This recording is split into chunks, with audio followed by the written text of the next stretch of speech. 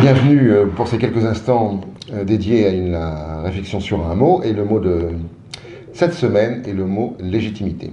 Alors pourquoi je voulais vous entretenir du mot légitimité? D'abord parce qu'on l'emploie souvent. Et il me semble qu'on l'emploie à tort en créant une confusion avec un autre mot qui est le mot légalité.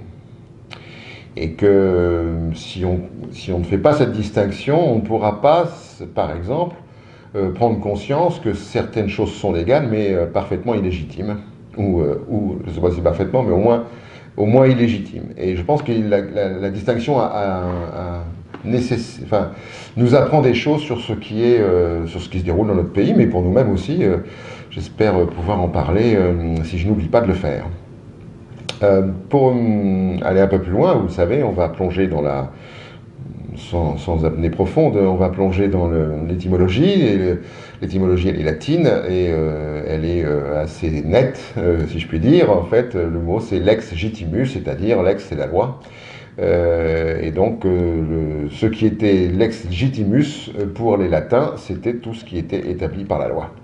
Et puis, au XVIe siècle à peu près, le mot légitimité a pris un autre sens, et il a pris un sens plutôt d'une signification comme juste, par exemple, ce qui est juste, ou ce qui est de l'ordre du bon droit, qui n'est pas la même chose que la loi.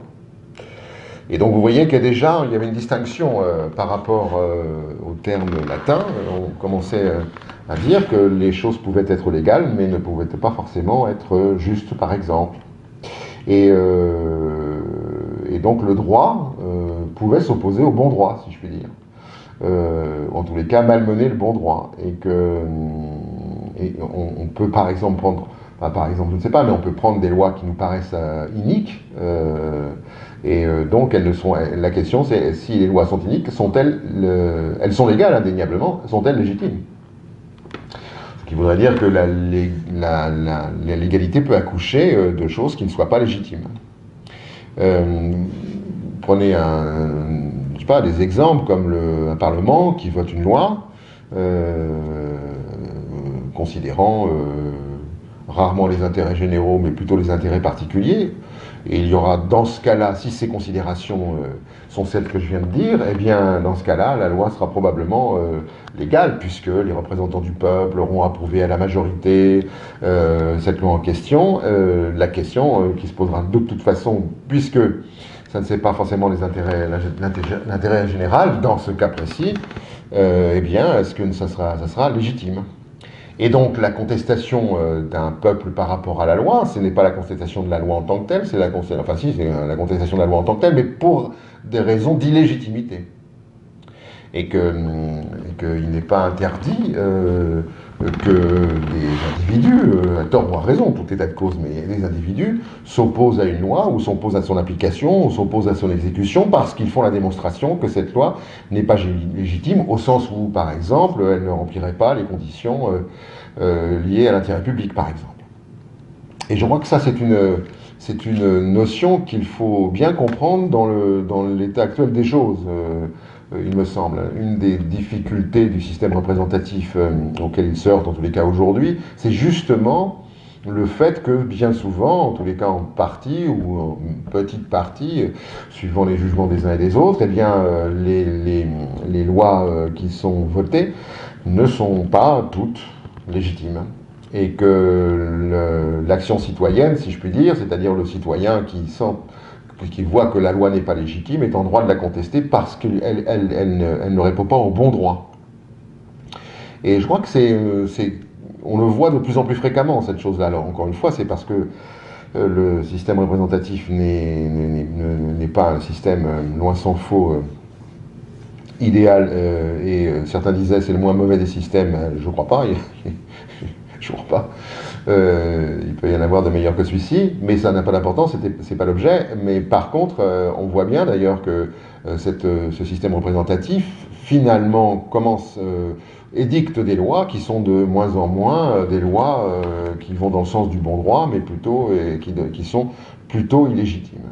Et c'est ce qui est contesté aujourd'hui, alors de façon plus ou moins avérée, de façon plus ou moins exprimée, de façon plus ou moins spectaculaire. Mais c'est contesté aujourd'hui quand un préfet édicte un règlement, je ne sais pas lequel d'ailleurs, ou signe un projet, et quel qu'il soit le projet. Alors vous savez que normalement il y a des enquêtes d'utilité publique par exemple, mais quelquefois elles sont ou bâclées ou orientées, on va dire.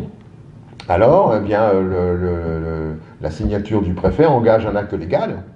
Il engage aussi, et il confirme probablement un vote qui a eu lieu dans un conseil général ou un conseil régional, enfin une assemblée de ce genre. Mais encore une fois, il peut être contesté dans sa légitimité parce qu'il ne répond pas aux intérêts majoritaires de la région dans laquelle, par exemple, ce projet pourrait s'effectuer. Donc il y a quelque chose qui nous permettrait de bien distinguer, et de bien comprendre en fait ce qui se produit aujourd'hui dans notre société, et de bien comprendre quelle est la nature de la contestation de la loi, en fait. Et c'est ça qui est intéressant, il me semble, si on comprend bien qu'il y a une légalité, mais qu'elle n'est pas toujours légitime. Et ça nous interroge de la même façon sur nous-mêmes.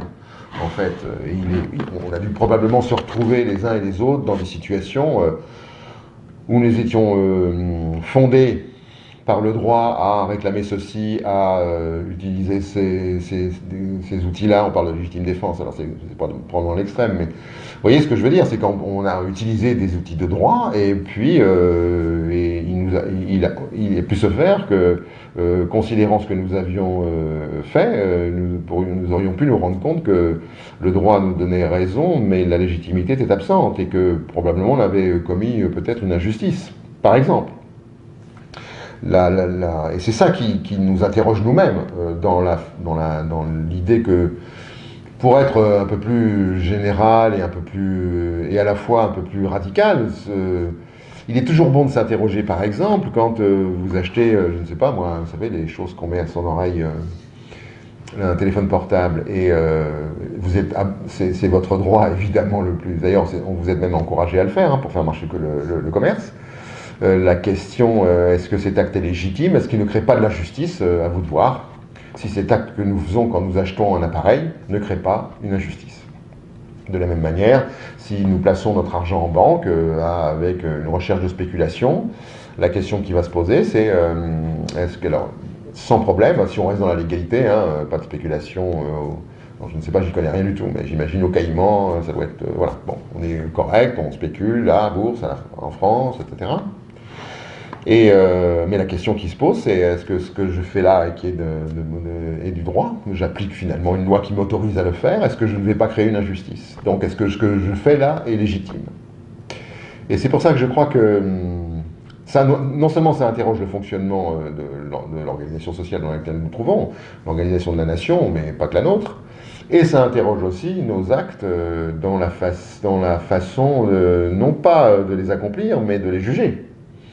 Et on se contenterait facilement, me semble-t-il, de se satisfaire d'avoir obéi à la loi, sachant qu'en obéissant à la loi ou en utilisant la loi, on créerait une injustice. Et donc on ne serait pas légitime. On serait fondé, mais pas légitime. Vous voyez que c'est pas innocent, entre guillemets, en tout cas, c'est pas un détail. Ces distinctions que j'essaie de voir avec vous, parce qu'elles engagent aussi nos façons de faire. Et il serait bien, si vous voulez, pour avoir encore un espace plus large de compréhension de la légitimité face au droit, ça serait, je sais pas, d'acheter, quand vous achetez n'importe quel objet, je sais pas, un crayon, un stylo, des lunettes, regardez attentivement dans les conditions dans lesquelles ça s'est fabriqué, d'où ça vient, etc., etc. Pourquoi? Parce que la conscience naît de ce que nous faisons. Et si nous ne faisons pas ça, nous sommes inconscients. Enfin, en tous les cas, nous sommes non conscients. Et donc, et ça permet de savoir ce que le droit peut entraîner. Et j'achète effectivement ça avec le droit qu'il faut pour que je le fasse. Mais par contre, ça engage un autre aspect de cet acte-là, qui est est-ce que mon acte est légitime au sens du XVIe siècle, c'est-à-dire est-il juste? Voilà, donc je vous laisse un peu avec ça. Observez les choses comme qu'elles se déroulent, et observons-nous de la façon aussi dont nous agissons, et nous verrons qu'il y aura probablement des questions qui nous viendront que peut-être la distinction entre ces deux mots n'avait pas fait naître. Et puis, on se retrouve une prochaine fois pour un prochain mot. Au revoir.